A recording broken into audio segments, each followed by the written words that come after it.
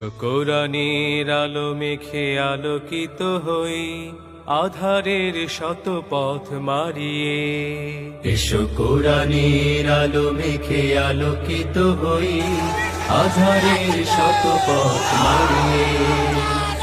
পথ হারায় দেশের লাখো তরুণ,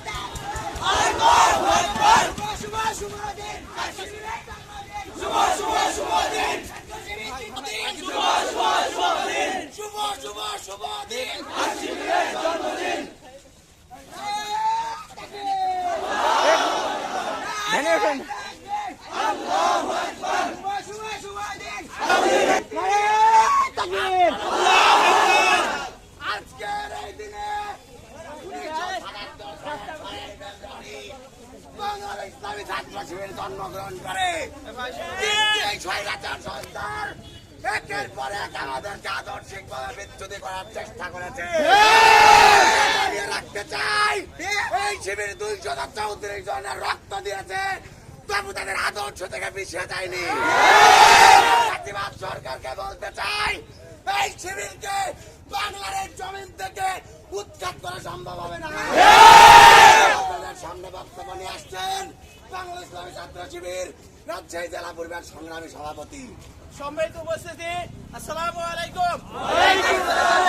1977 সালে 6 ফেব্রুয়ারি 6 জুন ভাইদের নিয়ে ঢাকা বিশ্ববিদ্যালয় জামিয়া মসজিদে এই ছাত্র শিবিরের পদযাত্রা।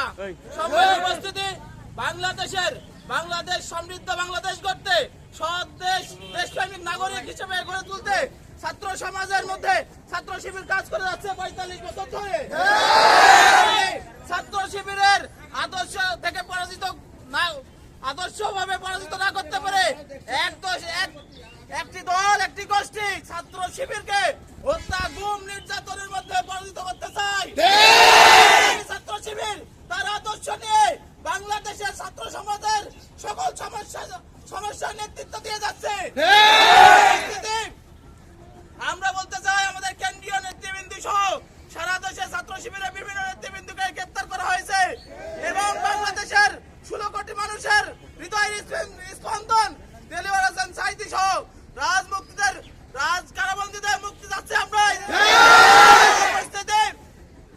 আমাদেরকে এবং বাংলাদেশের শিক্ষা প্রতিষ্ঠানগুলোকে একদম মাদক মুক্ত, সন্ত্রাস মুক্ত শিক্ষা প্রতিষ্ঠান ছাত্র সমাজে উপহার দিতে হবে। নয়, বাংলাদেশের সাধারণ ছাত্রদের নিয়ে ছাত্র শিবির এমন আন্দোলন গড়ে তুলবে তোমরা পালানোর জায়গা